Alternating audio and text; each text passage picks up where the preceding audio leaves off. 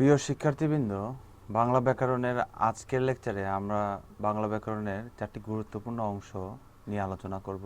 শুরুতে বাক্য প্রকরণ, এরপরে থাকবে বিরাম চিহ্ন, যেটাকে জ্যোতি বা ছেদ চিহ্ন বলা হয়। তারপরে আমরা বাচ্য পরিবর্তন এবং সর্বশেষ বাগধারা নিয়ে আলোচনা করব। তো শুরুতে আমরা দেখি বাক্য প্রকরণ। বাক্য প্রকরণ, আমরা জানি বাক্য 3 প্রকার: সরল বাক্য, জটিল বাক্য এবং যৌগিক বাক্য। জটিল বাক্যকে আবার মিশ্র বাক্য বলা হয়ে থাকে। তো এখন প্রশ্ন আসে যে সরল বাক্য কোনটি? আমাদের পরীক্ষার প্রশ্ন আসবে এভাবে যে বাক্য প্রকরণ, অর্থাৎ এক বাক্য থেকে আরেক বাক্যতে কিভাবে রূপান্তর করা যায়, সরল থেকে জটিল, জটিল থেকে যৌগিক, আবার যৌগিক থেকে সরল, এরকম অর্থাৎ একটা থেকে আরেকটা শ্রেণীতে কিভাবে রূপান্তর করা যায়। পরীক্ষার প্রশ্নটা হবে এইভাবে। তো তার আগে আমরা একটু জেনে নেই যে সরল বাক্য কোনটি বা যৌগিক বাক্য কোনটি এবং জটিল বাক্য কোনটি। তো আমরা সরল বাক্যকে চিনব। আমরা সরাসরি সংজ্ঞা না জেনে সরল বাক্যকে চিনে কিভাবে সেটা জানব। সরল বাক্য হলো সেই বাক্য যে বাক্যে এক বা একাধিক অসমাপিকা ক্রিয়া থাকতে পারে, কিন্তু একটি মাত্র সমাপিকা ক্রিয়া থাকবে এবং এই বাক্যের মাধ্যমে পুরো বাক্যের অর্থ সম্পূর্ণরূপে প্রকাশ করবে। তো সরল বাক্য কোনটি? যেখানে এক বা একাধিক অসমাপিকা ক্রিয়া থাকতে পারে, তবে সমাপিকা ক্রিয়া থাকবে একটি। আচ্ছা, এরপরে জটিল বা মিশ্র বাক্য কোনটি? জটিল বা মিশ্র বাক্য হচ্ছে সেগুলি যেখানে দুইটি বাক্য থাকবে। তো দুইটি বাক্য একটা আরেকটার উপরে নির্ভরশীল হবে, অর্থাৎ সাপেক্ষ থাকবে। একটা ঘটলে তবেই আরেকটি ঘটবে, বিষয়টা থাকবে এরকম। এবং কিছু অব্যয় দ্বারা, সংযোজক অব্যয়, তো এই ধরনের অব্যয় দ্বারা দুটি বাক্য যুক্ত থাকবে, যেমন যথা, তথা, যেহেতু, সেহেতু, ঠিক আছে? এরকম যখন আমরা উদাহরণ দেখব তখন বিষয়গুলি আরও ক্লিয়ার হবে। আপাতত জানি যে জটিল বাক্য কোনটি? যে সাপেক্ষ থাকবে, দুইটি বাক্য থাকবে যেখানে একটি বাক্য আরেকটি বাক্যের উপরে নির্ভরশীল হবে। আচ্ছা, এরপরে আসে যৌগিক বাক্য। যৌগিক বাক্যে এখানেও দুইটি বাক্য থাকবে এবং দুটি বাক্যে আলাদা আলাদা, প্রথম বাক্যে একটি সমাপিকা ক্রিয়া থাকবে, শেষের বাক্যে আরেকটি সমাপিকা ক্রিয়া থাকবে এবং এই দুইটা সমাপিকা ক্রিয়ার মাধ্যমে গঠিত বাক্য একটি অব্যয় দ্বারা সংযুক্ত থাকবে, ঠিক আছে? তো যৌগিক বাক্যে আপনার দুইটি সমাপিকা ক্রিয়ার মাধ্যমে দুটি আলাদা আলাদা বাক্য থাকবে এবং এই বাক্য দুটি একটি অব্যয়ের মাধ্যমে যুক্ত থাকবে। তো এতটুকু জানি। এরপরে সরাসরি আমরা উদাহরণে চলে যাই। আমরা বাক্য প্রকরণ করব এবং বাক্য প্রকরণের সময় এতক্ষণ যে বাক্য চেনার যে উপায়গুলি বললাম সেগুলি দেখে আমরা বাক্যগুলিও চিনব। আচ্ছা, তো শুরুতে দেখি যে সরল বাক্য থেকে জটিল বাক্য প্রকরণ। এখন বাক্য প্রকরণের ক্ষেত্রেও কিছু নিয়ম থাকে, সেই নিয়ম মেনে বাক্য প্রকরণগুলি হয়। তো শুরুর নিয়মটা কি? যে সরল বাক্য থেকে জটিল বাক্য রূপান্তর করতে হলে মৌলিক অর্থ বা মূল অর্থ অপরিবর্তিত রেখে সাধারণ সূত্রগুলি অবলম্বন করা যেতে পারে। বাক্য প্রকরণ আমরা যাই করি না কেন, জটিল থেকে সরল, সরল থেকে যৌগিক, যাই করি না কেন, সরল বাক্য থেকে আমরা যদি জটিল বাক্য করতে চাই, কথার কথা, সেক্ষেত্রে সরল বাক্য দিয়ে যে অর্থটা বোঝায় এটাকে জটিল বাক্যে রূপান্তরিত করার পরেও অর্থের যেন পরিবর্তন না হয়, অর্থাৎ অর্থ যেন আমার একই থাকে, শুধুমাত্র বাক্যের গঠনে পরিবর্তন হবে। রূপান্তরের সময় এই বিষয়টা অবশ্যই খেয়াল রাখতে হবে। তো প্রথম নিয়মটা কি? বাক্য পরিবর্তিত হলেও মৌলিক অর্থ অপরিবর্তিত থাকে। বাক্য পরিবর্তিত হলেও মৌলিক অর্থ অপরিবর্তিত থাকে, এটা একদম বেসিক নিয়ম। সব প্রকরণের ক্ষেত্রে এটা বেসিক নিয়ম। যেমন ইহাদের ন্যায় রূপবতী রমণী আমার অন্তপুরে নাই। দেখেন, ইহাদের ন্যায় রূপবতী রমণী আমার অন্তপুরে নাই, ঠিক আছে? এই যে নাই, সর্বশেষ একটি, শুধুমাত্র একটি সমাপিকা ক্রিয়া আছে। অসমাপিকা ক্রিয়া থাকতেও পারে, নাও থাকতে পারে। তো শুধুমাত্র একটি সমাপিকা ক্রিয়া আছে বিধায় এটি একটি সরল বাক্য। তো এই সরল বাক্যটাকে আমরা এখন কি করব? যে জটিল বাক্যে রূপান্তর করব। এখন জটিল বাক্য কোনগুলি আমরা বলেছি? আমরা বলেছি যে সাপেক্ষ থাকবে, অর্থাৎ দুটি বাক্যে আমরা রূপান্তর করব, একটি বাক্য আরেকটি বাক্যের উপর নির্ভরশীল থাকবে, অর্থাৎ একটার অর্থ প্রকাশের জন্য আরেকটার গঠনটা অবশ্যই থাকতে হবে। যেমন ইহাদের ন্যায় রূপবতী রমণী আমার অন্তপুরে নাই। তো এটাকে যদি আমরা জটিলে রূপান্তর করি, ইহারা যেরূপ, এই যে দেখেন ইহারা যেরূপ, ঠিক আছে, মানে ওই ইহাদেরকেই আগে বর্ণনা করা হচ্ছে যে ইহারা যেরূপ এই রূপ রূপবতী রমণী আমার অন্তপুরে নাই। ঠিক আছে, তো এখানে কি হলো, এই রূপ রমণী আমার অন্তপুরে নাই। এখন এই রূপ বলতে কারা? এই রূপ হলো এই যে ইহারা। তাহলে এই অংশের অর্থ যদি আমরা প্রকাশ করতে চাই, তাহলে এই অংশের সহযোগিতা নিতে হয়, বা এইটার অর্থ এইটার উপরে নির্ভরশীল। ঠিক আছে, সেজন্য এটা একটা জটিল বাক্য। তাহলে ইহাদের ন্যায় রূপবতী রমণী আমার অন্তপুরে নাই। ঠিক আছে, এই অর্থটাকে, সরল বাক্যটাকে আমরা জটিল বাক্যে রূপান্তর করতে গেলে কিভাবে করতে হবে? ইহারা যেরূপ এই রূপ রূপবতী রমণী আমার অন্তপুরে নাই। ঠিক আছে, তাহলে এটাও যে অর্থ বোঝায় এই অংশটাতেও একই অর্থ বোঝায়। তো এই জন্য বলা হচ্ছে বাক্য অপরিবর্তিত হলেও মৌলিক অর্থ, বা বাক্য পরিবর্তিত হলেও মৌলিক অর্থ অপরিবর্তিত থাকবে। আচ্ছা, এরপরে দেখেন সরল বাক্যে উদ্দেশ্য ও বিধেয়কে পরিবর্তন না করে সাধারণত জটিল বাক্যের প্রধান খণ্ড বাক্যটি গঠিত হয়। সরল বাক্যের যে একটা উদ্দেশ্য থাকবে অর্থাৎ কর্তা, এবং বিধেয় থাকবে যেটা সমাপিকা ক্রিয়া, সেই অংশটাকে আমরা কোনো পরিবর্তন না করে সাধারণ জটিল বাক্যের যে খণ্ড বাক্য থাকে অর্থাৎ এরকম একটা অংশ থাকে সেটা গঠন করব। কিছু কিছু ক্ষেত্রে ব্যতিক্রমও হয়। আচ্ছা আচ্ছা, উদাহরণ এখানে যেটা দেয়া যায় যে দুর্জন লোক পরিত্যাজ্য। ঠিক আছে, তো আমরা এই উদাহরণটা না দেখে এটা দেখি যে দুর্জন লোক পরিত্যাজ্য। তো এটা একটা সরল বাক্য, দুর্জন লোক পরিত্যাজ্য। তো এইটাকে আমরা যদি জটিল বাক্যে রূপান্তর করতে চাই তাহলে বলবো যেসব লোক দুর্জন তারা পরিত্যাজ্য। যেসব লোক দুর্জন তারা পরিত্যাজ্য। ঠিক আছে, এই যে যেসব, তারা, এরকম একটা কি আনতে হবে? অব্যয় আনতে হয়। অব্যয় এনে জটিল বাক্যে রূপান্তর করতে হয়। আচ্ছা, এরপরে এখানে বলা হচ্ছে সরল বাক্যের বাকি অংশ বিশেষ্য বিশেষণ ক্রিয়া বিশেষণ স্থানীয় অপ্রধান বা আশ্রিত খণ্ডবাক্যে পরিণত হয়। অপ্রধান বা আশ্রিত খণ্ডবাক্যে পরিণত হয় কোনটা? যে সরল বাক্যের বাকি অংশ। ভূস্বামী স্বাধিকারে অধিষ্ঠান করিলে প্রজারা একদিনের নিমিত্তে নিশ্চিত থাকিতে পারে না। নিশ্চিত থাকিতে পারে না। আচ্ছা, তো এই সরল বাক্যে এই যে দেখেন করিলে, করিলে কি একটা অসমাপিকা ক্রিয়া, পারে না এটা কি সমাপিকা ক্রিয়া। কারণ আমরা যদি ভূস্বামী স্বাধিকারে অধিষ্ঠান করিলে, এই যে করিলে কেন অসমাপিকা ক্রিয়া? কারণ করিলে এতটুকু বললে আমরা বাক্যের পুরো ভাবটা প্রকাশ করতে পারি না, সে কারণে এটা একটা অসমাপিকা ক্রিয়া। আর শেষ হয়েছে পারে না, থাকিতে পারে না, একদিনের নিমিত্তে নিশ্চিত থাকিতে পারে না প্রজারা, এটা দিয়ে পুরো অর্থ প্রকাশ করা যায়। সে কারণে এটা হচ্ছে একটা সমাপিকা ক্রিয়া। একটা অসমাপিকা ক্রিয়া একটা সমাপিকা ক্রিয়া মিলে আমাদের একটা সরল বাক্য তৈরি করে। তো এইটাকে যখন জটিল বাক্যে পরিণত করতে হবে, ভূস্বামী যখন স্বাধিকারে অধিষ্ঠান করেন তখন প্রজারা, এই যে দেখেন যখন তখন প্রজারা একদিনের নিমিত্তেও নিশ্চিত থাকিতে পারে না। ঠিক আছে, তো এই সরল বাক্যটাকে জটিল বাক্যে আমরা রূপান্তর করলাম। আর আমাদের নিয়মটা কি? যে সরল বাক্যের বাকি অংশ, এই যে সরল বাক্যের বাকি অংশ বিশেষ্য বিশেষণ বা ক্রিয়া বিশেষণী স্থানীয় অপ্রধান বা আশ্রিত খণ্ড বাক্যে। এই যে সেই অপ্রধান বা আশ্রিত খণ্ড বাক্যে, কার আশ্রিত খণ্ড বাক্যে? এই বাক্যের খণ্ড বাক্য। ঠিক আছে, তো এই বাক্যর আবার এই বাক্যটাও নিজের অর্থ পুরাটা প্রকাশ করতে পারে না, যে তখন প্রজারা একদিনের নিমিত্তে নিশ্চিত থাকিতে পারে না। তো কখন?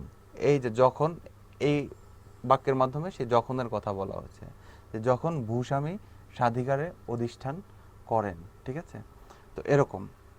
আচ্ছা, এরপরে বলা হলো যে প্রধান ও অপ্রধান খণ্ডবাক্য সর্বনাম, সাপেক্ষ সর্বনাম কিংবা নিত্য সম্বন্ধীয় অব্যয় দ্বারা যুক্ত হয়। এটা আমরা অলরেডি এতক্ষণে দেখেছি যে এই প্রধান আর অপ্রধান খণ্ডবাক্য, এটাকে যদি আমরা প্রধান খণ্ডবাক্য বলি, ঠিক আছে, এটা অপ্রধান খণ্ডবাক্য বলি, তাহলে এটা কিভাবে যুক্ত হয়? যে অব্যয়ের মাধ্যমে। যেমন কার যে ক্ষতি না হইলে তথায় গিয়া অতিথি সৎকার করুন। যেমন মনে হতে পারে এটা সরল বাক্য না, কারণ কার যে ক্ষতি না হলে তথায় গিয়া অতিথি সৎকার করেন। ঠিক আছে, কিন্তু কেন সরল বাক্য সেটা আমরা জানি, যে না হইলে, এই যে একটা অসমাপিকা ক্রিয়া, সৎকার করুন, এটা হচ্ছে একটা সমাপিকা ক্রিয়া। ঠিক আছে, তো এইভাবে আমরা চিনলাম আগে সরল বাক্য। তো এটাকে এখন জটিল বাক্যে রূপান্তর করতে হলে কি করতে হবে, যে সাপেক্ষ সর্বনাম নিয়ে আসতে হবে। ঠিক আছে, যেমন যদি কার্যে ক্ষতি না হয়, এই যে যদি, এই যে তবে, অর্থাৎ যদি আর তবে, যথা তথা। ঠিক আছে, এরা কি সাপেক্ষ সর্বনাম। যদি কার্যে ক্ষতি না হয় তবে তথায় গিয়া অতিথি সৎকার করুন। ঠিক আছে, এরকম। আচ্ছা, তো এই মোটামুটি হচ্ছে সরল বাক্য থেকে জটিল বাক্যে রূপান্তর করার প্রক্রিয়া। আচ্ছা, এরপরে দেখি জটিল বাক্য থেকে সরল বাক্যে রূপান্তর। আচ্ছা, তো প্রথমে দেখলাম সরল বাক্য থেকে জটিল বাক্যে রূপান্তর, এবার উল্টা, অর্থাৎ জটিল বাক্য থেকে সরল বাক্যে রূপান্তর। ঠিক আছে, জটিল বাক্য থেকে সরল বাক্যে রূপান্তর করতে হলেও প্রথম নিয়ম হচ্ছে মৌলিক অর্থে, অর্থাৎ জটিল বাক্যের যে অর্থটা প্রকাশ করে সেই অর্থেও সরল বাক্যে কোনো পরিবর্তন হবে না। তো বাক্য পরিবর্তিত হলেও মৌলিক অর্থ অপরিবর্তিত থাকবে। আগের উদাহরণটাই দেখেন, ইহারা যেরূপ এইরূপ রূপবতী রমণী আমার অন্তপুরে নাই। তো ইহাদের ন্যায় রূপবতী রমণী আমার অন্তপুরে নাই, অর্থাৎ এই জটিল বাক্য দিয়ে যে অর্থ প্রকাশ করা হচ্ছে সরল বাক্য দিয়েও একই অর্থ প্রকাশিত হচ্ছে। আচ্ছা, এখন বলা হচ্ছে প্রধান খণ্ডবাক্যকে পরিবর্তন না করে অপ্রধান খণ্ডবাক্যের সমপিকা ক্রিয়াকে অসমপিকা ক্রিয়ায় রূপান্তর করে জটিল বাক্য থেকে সরল বাক্যে রূপান্তর করা যায়। কিভাবে দেখেন, যদি কার্যে ক্ষতি না হয় তথায় গিয়া অতিথি সৎকার করুন। তথায় গিয়া অতিথি সৎকার করুন, এই অংশটা হচ্ছে আমার প্রধান খণ্ডবাক্য। ঠিক আছে, আর অপ্রধান খণ্ডবাক্য কোনটা, এই যে যদি কার্যে ক্ষতি না হয়। তো কি বলা হয়েছে, প্রধান খণ্ডবাক্যকে আমরা পরিবর্তন করব না, অর্থাৎ সরল বাক্যে এই অংশটা অবিকৃত থাকবে, একই রকম থাকবে। এবং অপ্রধান খণ্ডবাক্যের সমাপিকা ক্রিয়াকে আমরা অসমপিকা ক্রিয়ায় রূপান্তর করব যদি কার্যে ক্ষতি না হয়। এই যে দেখেন, না হয়, এই অংশটা কি সমাপিকা ক্রিয়া। ঠিক আছে, তো এইটাকে এখন আমরা অসমাপিকা ক্রিয়ায় রূপান্তর করব। সেটা কিভাবে, যে কার্যে ক্ষতি না হইলে, কার্যে ক্ষতি না হয়। ঠিক আছে, এটা হলো আমার সমাপিকা ক্রিয়া। কিন্তু আমি যদি এইভাবে বলি কার্যে ক্ষতি না হইলে, কথাটা যদি এখানেই শেষ করে দেই, তাহলে দেখেন আমার পুরা অর্থটা কিন্তু প্রকাশিত হয় না। কারণ কার্যে ক্ষতি না হইলে কি হবে সেটা না বলে আমি যদি শুধু বলি কার্যে ক্ষতি না হইলে, এখানেই আমার বাক্য শেষ। ঠিক আছে, তাহলে কিন্তু এই বাক্যের দ্বারা মূল অর্থটা প্রকাশিত হয় না। সেজন্য এটা হচ্ছে অসমাপিকা ক্রিয়া। তো এই সমাপিকা ক্রিয়াকে হয়, এই অপ্রধান বাক্যের সমাপিকা ক্রিয়াকে কি বলা হয়েছে, যে অসমাপিকা ক্রিয়াতে রূপান্তর করতে হবে। কার্যে ক্ষতি না হইলে তথায় গিয়া অতিথি সৎকার করুন। তো নিয়মটা দেখেন, যে অপ্রধান বাক্যটা অপরিবর্তিত থাকছে, আর অপ্রধান বাক্যের অসমাপিকা ক্রিয়া সমাপিকা ক্রিয়ায় রূপান্তর হচ্ছে। তো এভাবেও আমরা জটিল বাক্যকে সরল বাক্যে রূপান্তর করতে পারি। এবার একইভাবে সরল বাক্যকে জটিল বাক্যে এভাবে রূপান্তর করা যায়। আচ্ছা, এরপরের নিয়মটা দেখেন, কৃত ও তদ্ধিত প্রত্যয়ের যোগে কিংবা সমাস নিষ্পন্নের দ্বারা। ঠিক আছে, সমাস নিষ্পন্ন করে নতুন একটা শব্দ তৈরি করে, নিষ্পন্নের দ্বারা সংকুচিত করে, সমাস কি করে, সংক্ষিপ্ত করে, সংকুচিত করে পুরো বাক্যটাকে একটি উদ্দেশ্য ও একটি বিধেয়ে, ঠিক আছে, অর্থাৎ একটা কর্তা থাকবে এবং একটি সমাপিকা ক্রিয়া থাকবে, একটি উদ্দেশ্য এবং একটি বিধেয়ে রূপান্তর করার মাধ্যমেও জটিল বাক্যকে সরল বাক্যে রূপান্তরিত করা যায়। আচ্ছা, সেটা কিভাবে উদাহরণ দিয়ে দেখি। এই যে দেখেন, বলা হচ্ছে কি, পেছন হইতে জেলেদের যে অস্পষ্ট কথাবার্তা তাহা কানে আসিতে লাগলো। তাহলে যে তাহা, ঠিক আছে, এরা হচ্ছে সাপেক্ষ সর্বনাম, যে কারণে, এবং একটার অর্থ, এটা একটা খণ্ডিত বাক্য, এটা একটা খণ্ডিত বাক্য, একটার অর্থ আরেকটার উপরে নির্ভরশীল, সে কারণে এটা একটা জটিল বাক্য। এটাকে সরল বাক্যে রূপান্তরিত করতে হলে পেছন হইতে জেলেদের অস্পষ্ট কথাবার্তা কানে আসিতে লাগলো।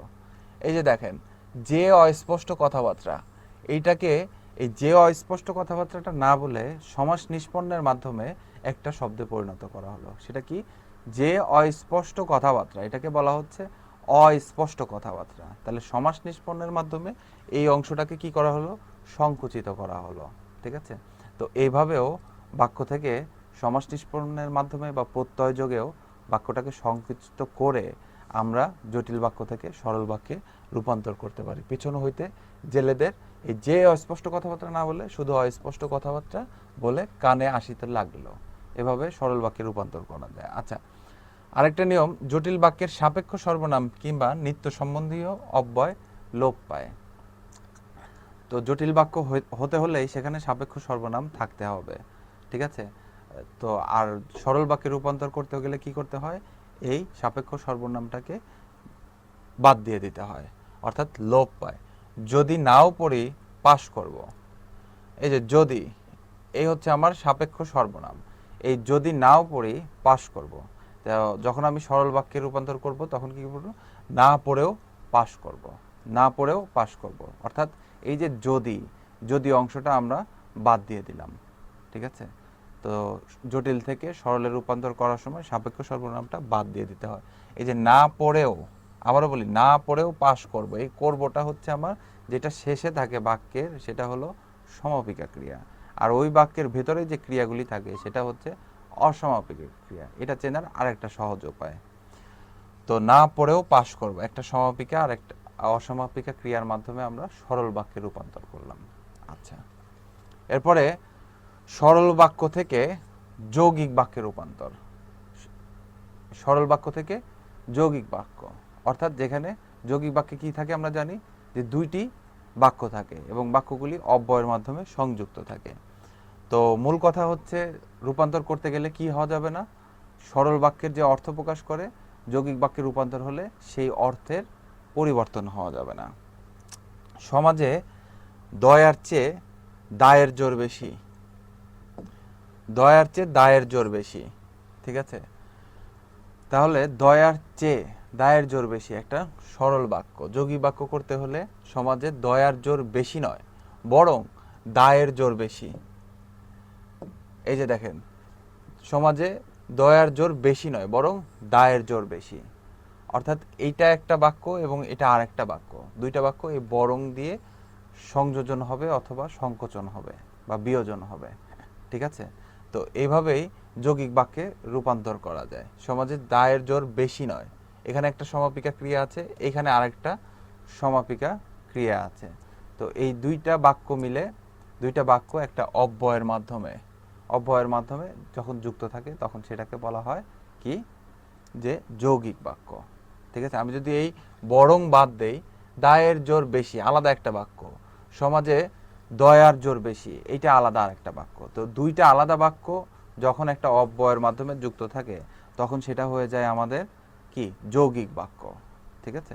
তো সরল বাক্য থেকে যৌগিক বাক্য রূপান্তর করতে গেলে এরকম অব্যয়ের মাধ্যমে সরল বাক্যটাকে দুই অংশে ভেঙে অব্যয়ের মাধ্যমে যুক্ত করতে হয়। তো আরেকটা নিয়ম কি, যে সরল বাক্যের অসমাপিকা ক্রিয়াকে সমাপিকা ক্রিয়া দ্বারা স্বনির্ভর বাক্যে, স্বনির্ভর খণ্ড বাক্যে, এই যে বলা হচ্ছে স্বনির্ভর, ঠিক আছে, স্বনির্ভর, অর্থাৎ এই খণ্ড বাক্যটাও আলাদা একটা বাক্য। জটিল বাক্যে যেরকম হয় না, জটিল বাক্যে একটা অংশ কি থাকে, সাপেক্ষ থাকে, আরেকটা অংশ হয়তো আমার স্বনির্ভর থাকে, ঠিক আছে। কিন্তু যৌগিক বাক্যে দুইটাই স্বনির্ভর থাকে, অর্থাৎ এরা আলাদা আলাদা প্রকাশ করে। পরের নিয়মটা কি, যে সরল বাক্যের যেই অসমাপিকা ক্রিয়া থাকে, আমরা বলেছিলাম সরল বাক্যে এক বা একাধিক অসমাপিকা ক্রিয়া থাকতে পারে, তবে একটি মাত্র সমাপিকা ক্রিয়া থাকবে, ঠিক আছে। আর সমাপিকা ক্রিয়া কোথায় থাকে, বাক্যের শেষে থাকে, অসমাপিকা ক্রিয়া বাক্যের ভেতরে থাকে। তো এখনকার নিয়মটা হচ্ছে সরল বাক্যের এই অসমাপিকা ক্রিয়াটাকে সমাপিকা ক্রিয়ায় রূপান্তর করে সেই অংশটাকে আমরা একটা স্বনির্ভর বাক্যে পরিণত করব। তারপর এই স্বনির্ভর বাক্য এবং সমাপিকা ক্রিয়ার যে অংশ, ওইখানে আরও একটা বাক্য আমরা এমনি অটো পেয়ে যাব, ঠিক আছে। তো এখন এই দুইটা বাক্যকে অব্যয়ের মাধ্যমে যুক্ত করে যৌগিক বাক্যে রূপান্তর করব। কিভাবে দেখেন, গুহাটা হইতে বাহির হইয়া আসিতে ধরে প্রাণ আসিল।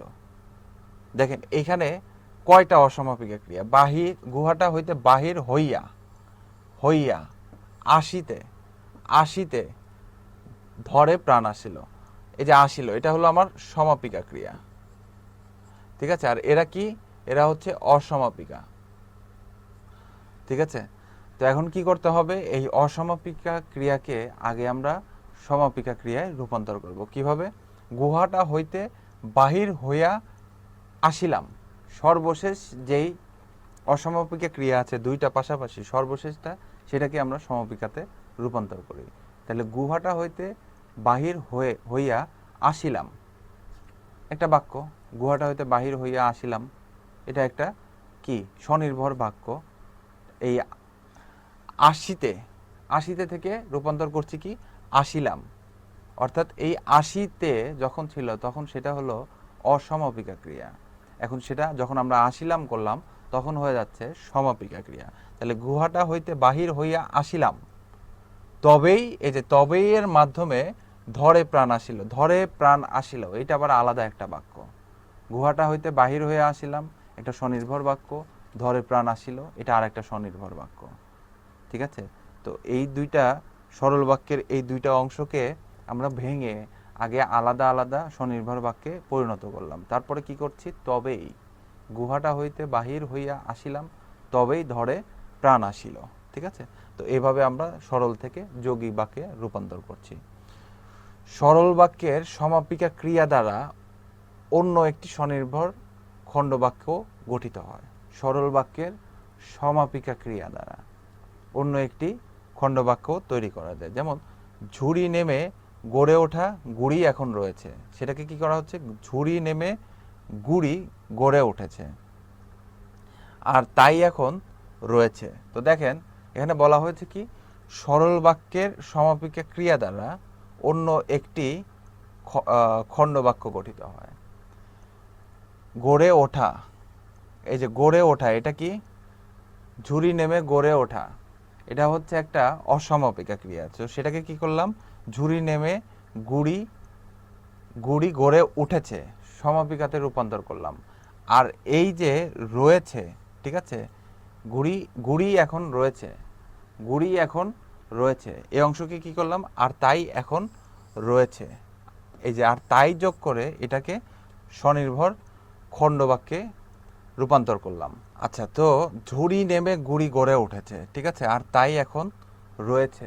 এই যে আর তাই এখন রয়েছে, এটা কি একটা রয়েছে ছিল আমার সমাপিকা ক্রিয়া, এই সমাপিকা দিয়ে আর তাই এখন রয়েছে এটাকে একটা কি স্বনির্ভর বাক্যে পরিণত করা হয়েছে। তো আপনারা এটা মনে রাখবেন যে গড়ে ওঠা এই অসমাপিকা ক্রিয়াকে সমাপিকায় রূপান্তর করে মাঝখানে একটা আমার অব্যয় নিয়ে এসে পরের যে অংশটা আছে এই দুটাকে সংযুক্ত করে সরল বাক্য থেকে যৌগিক বাক্যে রূপান্তর করা যায়। আচ্ছা, এরপরে বলা হচ্ছে প্রয়োজনে সকল সরল বাক্যের অন্য শব্দ সমষ্টির দ্বারা শব্দাংশকে প্রসারিত করে এক বা একাধিক স্বনির্ভর খণ্ডবাক্য গঠিত হতে পারে। ঠিক আছে? সেটা কেমন? যেমন সরল বাক্য হলো আমি বর ছিলাম বলে বিবাহ সম্বন্ধে আমার মত যাচাই করা অনাবশ্যক ছিল। সেটাকে আমরা যদি যৌগিক বাক্যে রূপান্তর করি তাহলে কিরকম হয়? যে আমি ছিলাম বর বা আমি বর ছিলাম, এভাবে বলা যায়। আমি ছিলাম বর বা আমি বর ছিলাম, ঠিক আছে, একটা অংশ। সুতরাং বিবাহ সম্বন্ধে মত যাচাই করা অনাবশ্যক ছিল। যে বিবাহ সম্বন্ধে মত যাচাই করা এটা একটা অংশ, আবার অনাবশ্যক ছিল এটা একটা অংশ। তো আমাদের নিয়মে কি বলা হয়েছে? যে সরল বাক্যের বাকি অংশগুলিকে প্রসারিত করে এক বা একাধিক স্বনির্ভর খণ্ডবাক্যে রূপান্তর করা যায়। ঠিক আছে? দেখি আমরা আরেকবার যে প্রয়োজনে সরল বাক্যের অন্য শব্দ সমষ্টির দ্বারা বাক্যাংশকে প্রসারিত করে এক বা একাধিক স্বনির্ভর বাক্য গঠিত হতে পারে। যেমন আমি বর ছিলাম, ঠিক আছে, আমি বর ছিলাম এই অংশটা রাখলাম, এরপরে কি সুতরাং একটা অব্যয় নিয়ে আসলাম। সুতরাং বিবাহ সম্বন্ধে আমার মত যাচাই করা, বাকি অংশ, এই যে বাকি যে অংশ আছে এখানে কি করা হচ্ছে? বাকি যে অংশ আছে এখানে দুইটা খণ্ডবাক্যে রূপান্তর করা হচ্ছে। বিবাহ সম্বন্ধে মত যাচাই করা এটা একটা অনাবশ্যক ছিল, এটা আরেকটা। ঠিক আছে? তো প্রয়োজন বোধে কি করতে হবে?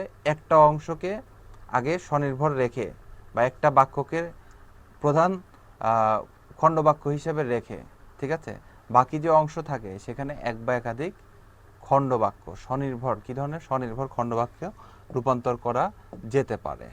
আচ্ছা, এরপরে খণ্ড বাক্যগুলো সংযোজক, বিয়োজক প্রভৃতি যে কোনো অব্যয় দ্বারা যুক্ত হতে পারে। এই উদাহরণগুলি অলরেডি আমরা দেখেছি। সেটা কিরকম? তুমি চলে গেলে, তুমি চলে গেলে তোমার জিনিসপত্র দেখবে কে? এই যে দেখেন, তুমি চলে গেলে অসমাপিকা ক্রিয়া, দেখবে কে সমাপিকা ক্রিয়া। তাহলে এটা কি? সরল বাক্য। তুমি চলে যাবে, সমাপিকা থেকে কি হয়ে গেল? অসমাপিকা থেকে কি হয়ে গেল? সমাপিকা। তুমি চলে যাবে, এই যে কিন্তু একটা কি? বিয়োজক অব্যয়। তুমি চলে যাবে কিন্তু তোমার জিনিসপত্র দেখবে কে? ঠিক আছে। তো সরল থেকে যখন যৌগিক বাক্যে রূপান্তর করতে হয় তখন কি করতে হয়? যে সরল বাক্য থেকে ভেঙে দুইটা আলাদা স্বনির্ভর খণ্ড বাক্য আগে রূপান্তর করতে হয়। কিভাবে ভাঙতে হয়? সরল বাক্যের শেষের যে সমাপিকা আছে সেটা তো আলাদা একটা স্বনির্ভর বাক্য হবেই, এবং সরল বাক্যে যদি এক বা একাধিক অসমাপিকা ক্রিয়া থেকে থাকে, সেই অসমাপিকা ক্রিয়ার শেষেরটাকে ভেঙে আরও একটা স্বনির্ভর বাক্যে রূপান্তর করতে হয়। তারপরে মাঝখানে একটা সংযোজক, বিয়োজক বাক্যের অর্থ বুঝে যেই অব্যয় লাগে সেই অব্যয় যোগ করে আমরা সরল বাক্য থেকে জটিল বাক্যে রূপান্তর করতে পারি। আচ্ছা, এরপরে দেখি যৌগিক বাক্য থেকে সরল বাক্যে রূপান্তর। এখন কি? যৌগিক থেকে সরল, ঠিক আছে, অর্থাৎ উল্টাটা। তো প্রথম নিয়ম একই, যে অর্থের পরিবর্তন হবে না। প্রীতির দানে কোনো অসম্মান নাই, কিন্তু হিতৈষীর দানে মানুষ অপমানিত হয়।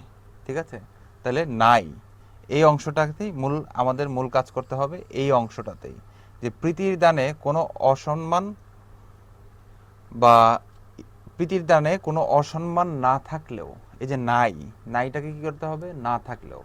না থাকলেও হিতৈষীর দানে মানুষ অপমানিত হয়।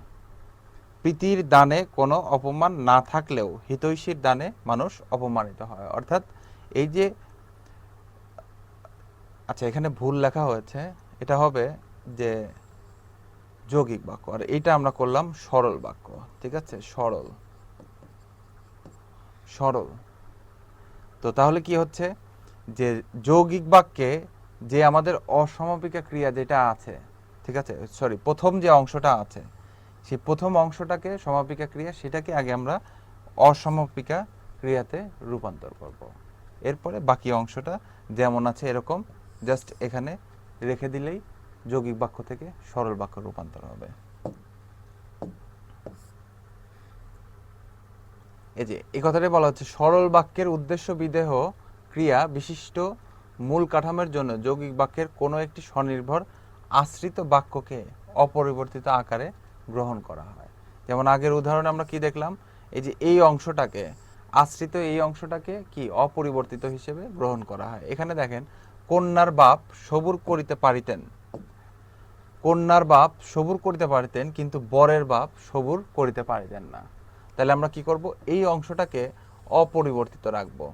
কন্যার বাপ সবুর করিতে পারলেও, পারিতেন থেকে সমাপিকা থেকে অসমাপিকা, পারলেও, ঠিক আছে, বরের বাপ সবুর করিতে চাহিলেন না বা করলেন না। আচ্ছা, এরপরে অপর খণ্ডবাক্য বা খণ্ডবাক্যগুলো অসমাপিকা ক্রিয়ারূপে সরল বাক্যের অংশরূপে পরিণত হয়। সরল বাক্যের অংশরূপে পরিণত হয়। যেমন, আমাদের ডাকের মধ্যে গরজ ছিল কিন্তু সত্য ছিল না। একই, এটাও, অর্থাৎ এখানে কি করা হচ্ছে? এই যে ছিল, এই সমাপিকা, এই সমাপিকাটাকে অসমাপিকায় রূপান্তর করা হচ্ছে। আমাদের ডাকের মধ্যে গরজ থাকলেও, ছিল থেকে কি করা হচ্ছে? থাকলেও। আমাদের ডাকের মধ্যে গরজ থাকলেও সত্য ছিল না। আচ্ছা, এরপরে যৌগিক বাক্যের অন্তর্গত স্বয়ংসম্পূর্ণ আশ্রিত বাক্য সংযোগকারী অব্যয় লোপ পায়। এখানে কি হয়? অব্যয়টা লোপ পায়। যেমন এই যে কিন্তু, কিন্তুটা চলে গেল, ঠিক আছে, ফিরে আসতে পারা যাবে কিন্তু যাওয়া যাবে না। তাহলে কি? ফিরে আসতে পারা যাবে, এই যাবেটাকে কি করতে হবে?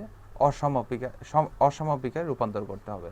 ফিরে আসা গেলেও এই যে কিন্তু লোপ পেয়ে যাচ্ছে, যাওয়া যাবে না। ঠিক আছে, এভাবে আমরা যৌগিক বাক্যকে সরল বাক্যে রূপান্তর করতে পারি।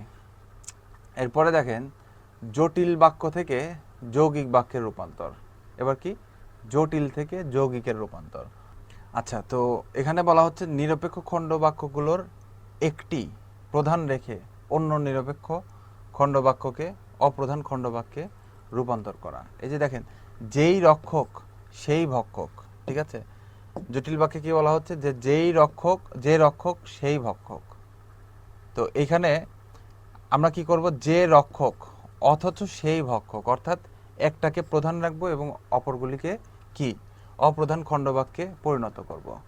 যে রক্ষক এই অংশটাকে আমরা প্রধান খণ্ডবাক্য হিসেবে রাখছি, আর সেই ভক্ষক, ঠিক আছে, এখানে আমরা অথচ এনে সেখানে এই অংশটাকে আমরা অপ্রধান খণ্ডবাক্যে রূপান্তর করছি। আচ্ছা, এরপরে বলা হচ্ছে জটিল ও মিশ্র বাক্যের উপযোগী শব্দ প্রয়োগের মাধ্যমে সব কটি খণ্ডবাক্যের মধ্যে সম্পর্ক বজায় রাখতে হবে। তাহলে সব কয়টি খণ্ডবাক্যের মধ্যে সম্পর্ক বজায় রাখতে হবে কিভাবে, যে জটিল বা মিশ্র বাক্যের উপযোগী শব্দ প্রয়োগ করতে হবে। কেমন? যদিও এখানে কেউ বাস করে না, তবু এই নিয়ম দীর্ঘদিন থেকে চলে আসছে। যদিও এখানে কেউ বাস করে না, এই দেখেন, যদিও তবুও সাপেক্ষ সর্বনাম দুই অংশে থাকে বিধায় জটিল বাক্য। তো কি করা হচ্ছে, যে এখানে কেউ বাস করে না, কিন্তু দীর্ঘদিন থেকে এই নিয়ম চলে আসছে, ঠিক আছে? অর্থাৎ খণ্ডবাক্যগুলির মধ্যে সম্পর্ক তৈরি করা হচ্ছে কিভাবে, যে জটিল বা মিশ্র বাক্যে ব্যবহারের মতো একটা কি শব্দ প্রয়োগ করে। আচ্ছা, এবার দেখেন যে সাপেক্ষ সর্বনাম বা নিত্য সম্বন্ধীয় অব্যয় পদের ব্যবহার। আমরা জানি যে যথা তথা, ঠিক আছে? তারপরে তো যদি সাফল্য চাও তাহলে পরিশ্রম করো, যদি তাহলে, ঠিক আছে, এটার পরিবর্তে কি করা হচ্ছে, দুইটাকে সংযোগ করা হচ্ছে এবং এর মাধ্যমে পরিশ্রম করো এবং সাফল্য লাভ করো বা সাফল্য পাও। আচ্ছা, এরপরে দেখেন যে যৌগিক বাক্য থেকে সরল বাক্যে রূপান্তর। এবার কি যৌগিক থেকে সরলে। আচ্ছা, তো যৌগিক বাক্য থেকে ব্যবহৃত সংযোজক অব্যয় বাদ দিতে হবে। মানে এখানে মাঝখানে যে কিন্তু থাকে, এই কিন্তুটাকে বাদ দিয়ে দিতে হবে। সেটা কিভাবে, যে দেখেন, বেলা যায় কিন্তু গন্তব্যের খোঁজ নেই এখনো। তাহলে কি করতে হবে, যে আগে একটা কিন্তু বাদ দিতে হবে, তবে সাপেক্ষ সর্বনাম আনতে হবে। যদিও বেলা যায় তবু গন্তব্যের খোঁজ নেই। অর্থাৎ সংযোজক যে অব্যয়গুলি আছে বা বিয়োজক যে অব্যয়, সেটা বাদ চলে যাবে, কিন্তু সাপেক্ষ সর্বনাম এসে যুক্ত হবে। যদিও বেলা যায় তবু, এই যদিও আর হচ্ছে তবুও এসে যুক্ত করতে হবে। আচ্ছা, নিরপেক্ষ খণ্ডবাক্যগুলোর মধ্যে একটি প্রধান রেখে অন্যান্য নিরপেক্ষ খণ্ডবাক্যকে অপ্রধান খণ্ডবাক্যে পরিণত করতে হবে। তোমার কথা রসালো বটে, কিন্তু তাতে মন ভরে না, ঠিক আছে? রসালো বটে, তাহলে কি, যদিও তোমার কথা রসালো তবু তাতে মন ভরে না। এই যে তাতে মন ভরে না, এই অংশটাকে আমরা কি করছি, অপরিবর্তিত রাখছি।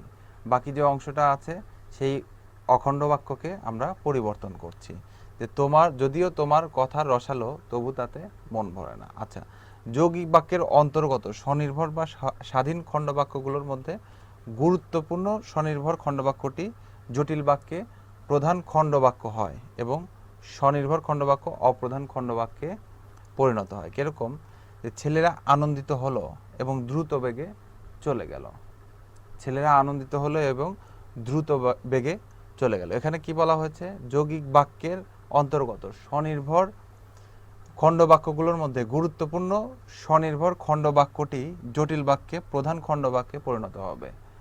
অর্থাৎ এই দুইটার মধ্যে গুরুত্বপূর্ণ কোনটা সেটাকে বুঝতে হবে। যেটা গুরুত্বপূর্ণ সেটা প্রধান খণ্ডবাক্যে পরিণত হবে, আর অপস্বনির্ভর খণ্ডবাক্য অপ্রধান খণ্ডবাক্যে পরিণত হবে। যেমন ছেলেরা আনন্দিত হলো এবং দ্রুত বেগে চলে গেল। তো ছেলেরা যখন আনন্দিত হলো, তো এইটাই হলো এই অংশের মূল বাক্য, যে আনন্দিত হলো বিধায়ী দ্রুত বেগে চলে গেল। তো মূল যে অংশটা সেটা হবে কি, সেটা হলো আমাদের প্রধান খণ্ডবাক্যে পরিণত হবে, যে ছেলেরা আনন্দিত হলো। এই আনন্দিত হওয়াটাই এখানে মূল বিষয়, সে কারণে এটাই প্রধান খণ্ডবাক্য। আচ্ছা, এরপরে সাপেক্ষবাচক সর্বনাম বা নিত্য সম্বন্ধীয় অব্যয় ব্যবহার করে বাক্যের অর্থ ও সমতা অক্ষুণ্ণ রাখতে হবে। সাপেক্ষবাচক সর্বনাম বা নিত্য সম্বন্ধীয় অব্যয়, যে মনোযোগ দিয়ে পড়ো তবে পাস করবে, মনোযোগ দিয়ে পড়ো তবে পাস করবে, যদি মনোযোগ দিয়ে পড়ো তবে পাস করবে, ঠিক আছে, তাহলে কি করা হচ্ছে, যদি তবে, যদি তবে, এই যে যদি এবং তবে এই দুইটা কি সাপেক্ষ সর্বনাম, সাপেক্ষ সর্বনাম ব্যবহার করেই কি করা হচ্ছে, যে যৌগিক থেকে জটিলে পরিণত করা হচ্ছে। তো বাক্য প্রকরণে 6টা অংশ, ঠিক আছে, সরল থেকে জটিল, জটিল থেকে যৌগিক, এরকম করে 6 ভাবে রূপান্তর করা যায়। তো রূপান্তর করার ক্ষেত্রে প্রথমে আমাকে আগে চিনতে হবে যে কোনটি সরল বাক্য, কোনটি জটিল বাক্য এবং কোনটি যৌগিক বাক্য। অনেক সময় প্রশ্ন এরকম আসে, শুধু এইটাই আসে, নিচের কোনটি সরল বাক্য বা নিচের কোনটি জটিল বাক্য। তো সরল বাক্য অনেক সময় আকারে অনেক বড় হয়, যেমন আমাদের সাধারণ ধারণা সরল বাক্য আকারে ছোট, কিন্তু সরল বাক্য অসমপর্যায় ক্রিয়া একের পর এক দিয়ে একটি বড় বাক্যে পরিণত করা যায়। যে কারণে বড় বাক্য দেখলেই যে এটা সরল বাক্য হবে না, এরকম না। সরল বাক্য চিনতে হলে দেখতে হবে সবার শেষে আমাদের একটা সমাপিকা ক্রিয়া আছে কিনা, এবং মাঝখানে এক বা একাধিক অসমাপিকা ক্রিয়া থাকতেও পারে, নাও পারে, ঠিক আছে। তো এইভাবে আমরা আগে বাক্যগুলিকে চিনব, তারপরে আমরা এগুলিকে বাক্য প্রকরণ বা রূপান্তরটা শিখে নেব। আচ্ছা, তো এখানে বিগত বিসিএস পরীক্ষার অনেক কোশ্চিন দেয়া আছে, কোশ্চিন দেখলে আপনারা বুঝতে পারবেন যে বাক্য প্রকরণ থেকে কিভাবে কোশ্চিনটা হয়ে থাকে। আচ্ছা, এরপরে আমরা দেখব এখানে অনেকগুলি কোশ্চিন দেয়া আছে, প্রায় 75টা টোটাল। আচ্ছা, এরপরে আমরা দেখব বাচ্য, ঠিক আছে। বাচ্যটা কি? বাচ্য হচ্ছে আমরা যে কথা বলি প্রকাশভঙ্গি, ঠিক আছে। যেমন আমি বললাম আমি ঢাকায় যাব, এটা এক ধরনের প্রকাশভঙ্গি। আবার আমি বলতে পারি আমার ঢাকায় যাওয়া হবে, বা আমি বললাম ঢাকায় যাব না, এটা এক ধরনের ভঙ্গি। আবার বললাম আমার ঢাকায় যাওয়া হবে না, ঠিক আছে, এটা আরেক ধরনের ভঙ্গি। অর্থাৎ বাচ্য, আমরা যে কথা বলি এই কথাগুলির যে প্রকাশভঙ্গি সেটা। আচ্ছা, এখন বাংলা ভাষায় 3টি বাচ্য পাওয়া যায়। একটা হলো কর্তৃবাচ্য, কর্মবাচ্য আর ভাববাচ্য। এর বাইরেও আরও একটি প্রকারভেদ আছে, সেটা আমরা শেষে দেখব। আচ্ছা, কর্তৃবাচ্য। এখন কর্তৃবাচ্য কোনটা? কর্তৃবাচ্য হলো বাক্যে কর্তার প্রাধান্য যদি রক্ষিত হয়, অর্থাৎ কোনো একটা কথা বললাম, সেই কথার মধ্যে কর্তাটাকেই যদি প্রধান হিসেবে আমরা রাখি, বা কর্তার অংশগ্রহণকেই যদি আমরা প্রাধান্য দিয়ে দেখি, তাহলে সেটাকে কর্তৃবাচ্য বলে। যেমন কর্তৃবাচ্যের, আচ্ছা, যেমন ছাত্ররা বাংলা পড়ছে, শিক্ষক ছাত্রদের পড়াচ্ছেন। এই যে বাংলা পড়ছে, কে পড়ছে, বা ছাত্রদের পড়ান, কে পড়ান, এখানে এইটাই ইম্পর্টেন্ট, ঠিক আছে। তো এই ছাত্ররা শিক্ষক, এটা হচ্ছে এই বাক্যের কর্তা। তো কর্তা স্থানীয় বা কর্তৃস্থানীয় যে বাক্যগুলি, সেটাকে কর্তৃবাচ্য বলা হয়। তো এছাড়াও কর্তৃবাচ্য চেনার কয়েকটি উপায় আছে, যেমন কর্তৃবাচ্যের পদে কর্তায় শূন্য বিভক্তি হয়। কোথায়? কর্তায়। কোথায় শূন্য বিভক্তি হবে? কর্তায়। কর্তায় শূন্য বিভক্তি হয়, কর্মে দ্বিতীয়া ষষ্ঠী বিভক্তি হয়। তাহলে কর্তায় শূন্য বিভক্তি হবে, তবে কর্মে দ্বিতীয়া বা ষষ্ঠী বিভক্তি হতে পারে, শূন্য বিভক্তিও কোনো কোনো সময় হয়। যেমন শুরুতে দেখি ছাত্ররা বাংলা পড়ছে, ঠিক আছে। তো ছাত্ররা বাংলা পড়ছে, কর্তৃবাচ্যের কর্তায় হবে শূন্য বিভক্তি, ঠিক আছে। আর এই যে বাংলা পড়ছে, বাংলায়ও এখানে শূন্য বিভক্তি, কিন্তু পরের যেটা যে শিক্ষক, কর্তৃবাচ্যের কর্তায় শূন্য বিভক্তি, শিক্ষক শূন্য বিভক্তি, ছাত্রদের, ঠিক আছে, ছাত্রদের, তাহলে এটা হচ্ছে ষষ্ঠী বিভক্তি। তো এরকম। আচ্ছা, এরপরে রোগী পথ্য সেবন করে, রোগী পথ্য সেবন করে, দুইটাই শূন্য বিভক্তিতে রয়েছে, কর্ম এবং কর্তা, ঠিক আছে। আচ্ছা, এরপরে দেখেন যে কর্মবাচ্য। কর্মপদ প্রধান রূপে প্রকাশিত হলে কর্তৃবাচ্যে যেমন কর্তা প্রধান রূপে প্রকাশিত হয়, কর্মবাচ্যে কি কর্মটা প্রধান রূপে প্রকাশিত হবে, ঠিক আছে। এ ধরনের বাক্যে ক্রিয়াপদ কর্তা অনুযায়ী না হয়ে কর্মপদ অনুযায়ী হয় এবং কর্মপদের অনুসারী হয়। যেমন শিকারী কর্তৃক বাঘটি নিহত হয়েছে, তাহলে কি নিহত হয়েছে? বাঘ নিহত হয়েছে।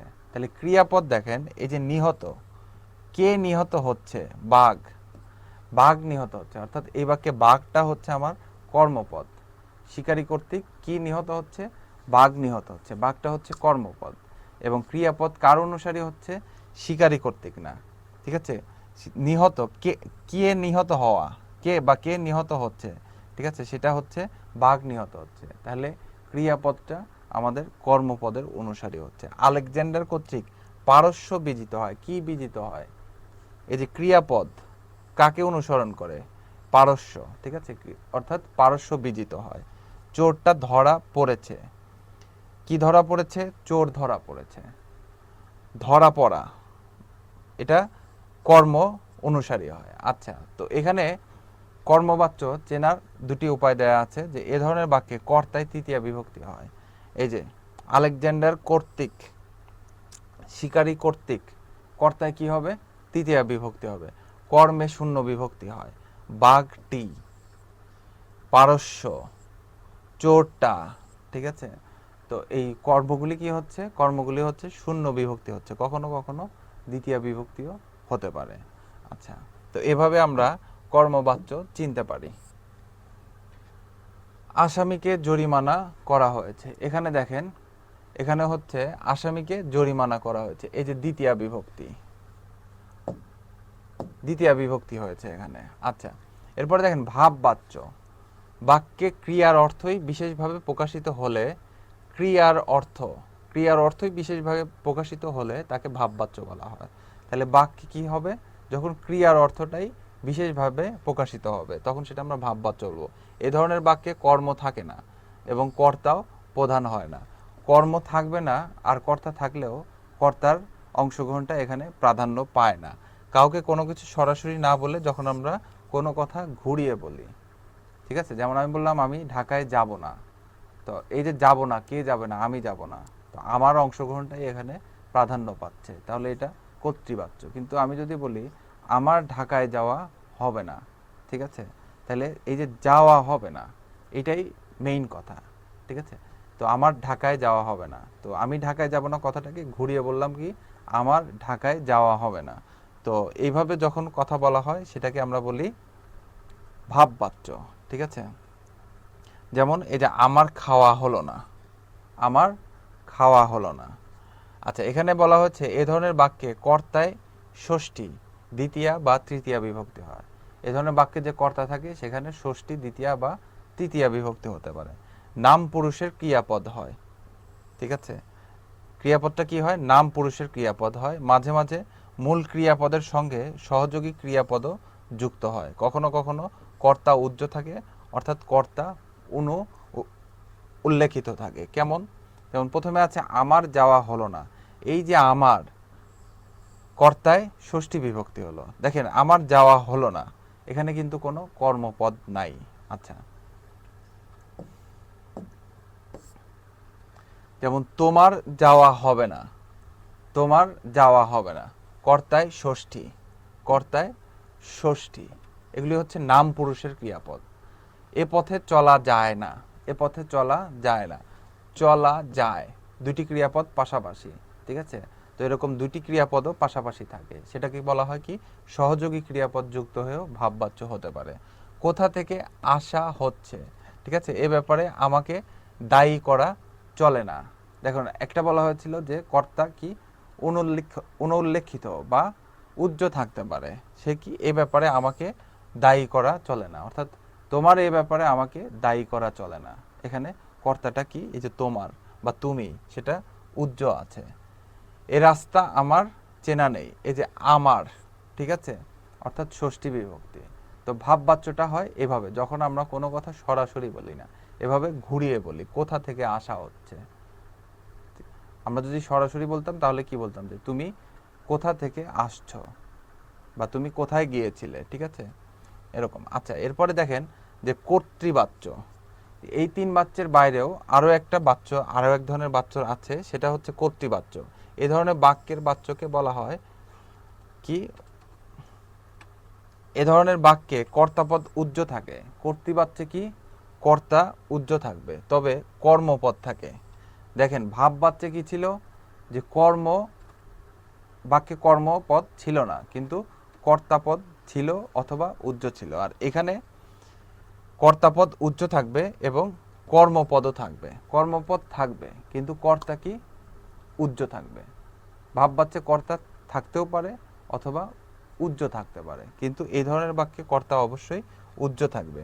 আর ওই কর্মপদই কর্তার কাজ করে, অর্থাৎ যে বাক্যে কর্তা থাকে না, যে বাক্যে কর্তা থাকে না, কর্তা যদি না থাকে এবং কর্মই কর্তার কাজ করে, তো কর্মকর্তৃবাচ্য আর ভাববাচ্য দুইটার মধ্যে কনফিউশন হতে পারে, ঠিক আছে।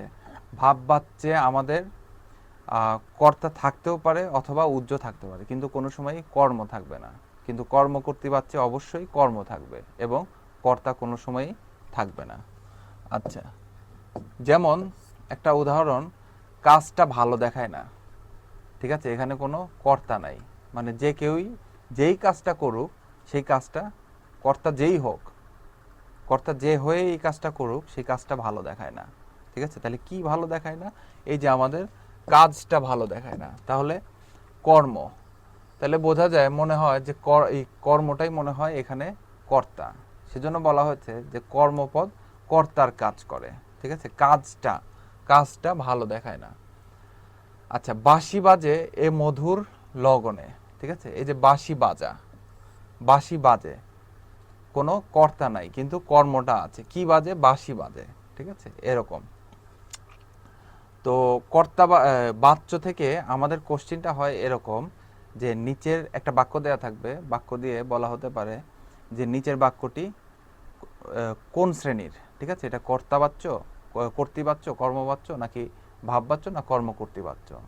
তো আমাদেরকে এই উপরের আলোচনায় যেগুলি দেখলাম যে কোনটি কর্মবাচ্য, কোনটি কর্তৃবাচ্য, কোনটি কর্মকর্তৃবাচ্য এবং কোনটি ভাববাচ্য, ঠিক আছে। তো এই আলোচনা থেকে আমাদেরকে চিনতে হবে যে আমরা আলোচনা থেকে বুঝবো যে কিভাবে একটা বাক্য থেকে তার বাচ্যের শ্রেণীবিন্যাসটা করা যায়। তো আমরা যদি বাক্য দেখে বুঝতে পারি যে এটি কোন বাক্য, তাহলে এই ধরনের কোশ্চেন আসলে সহজেই আমরা সমাধান করতে পারবো।